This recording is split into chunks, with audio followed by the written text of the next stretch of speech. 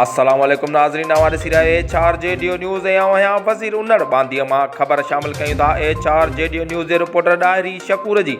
बांदीअ लॻ यार मोहम्मद जमाल स्टाफ वटि ॿिनि मोटरसाइकिलुनि में आम्हूं साम्हूं टक्कर थियण जे नतीजे में प्रेस क्लब बांदीअ जे सदर इम्तियाज़ जमाली जो चाचो मक़बूल जमाली तॾहिं ते ई फोत थी वियो, जॾहिं त एजाज जमाली ऐं नवीद जमाली सख़्तु ज़ख़्मी थी पिया, जिन खे रूरल हेल्थ सेंटर बांदीअ मां तिबी इमदाद ॾियण बैदि नवाब शाह इस्पताल नियो वियो, जितां नवीद जमाली खे तिबी इमदाद ॾियण बैदि फारिग कयो वियो, जॾहिं त एजाज जमालीअ खे मथे में धकु लॻण हुजण करे एमरजेंसी वार्ड में दाख़िल कयो वियो। होॾां फोती मक़बूल जमाली जो मरण ज़रूरी कार्रवाई बैदि वारसनि हवाले कयो वियो, जॾहिं त मरहूम जे जनाज़े नमाज़ में सियासी समाजी सहाफ़ियुनि ऐं आसपास जे मुअज़्ज़िज़िन ऐं शहरियुनि तोड़े बिरादरीअ जे माण्हुनि वॾे अंग में शिरकत कई, जॾहिं त मरहूम खे अबाणी क़ब्रिस्तान में मिटीअ मां हवाले कयो वियो, जॾहिं त मरहूम जे वारसनि हाजी अहमद ख़ान जमाली, मंज़ूर अहमद जमाली, प्रेस क्लब बांदीअ जे सदर इम्तियाज़ जमाली, मोहम्मद ख़ान जमाली, मुनीर जमाली, मक़सूद जमाली, फारूक जमाली सां ताज़ियतुनि जो सिलसिलो जारी आहे। HRJDO न्यूज़ में फ़िलहाल एतिरो ई। वधीक ख़बरनि अपडेट्स लाइ ॾिसंदा रहो HRJDO न्यूज़।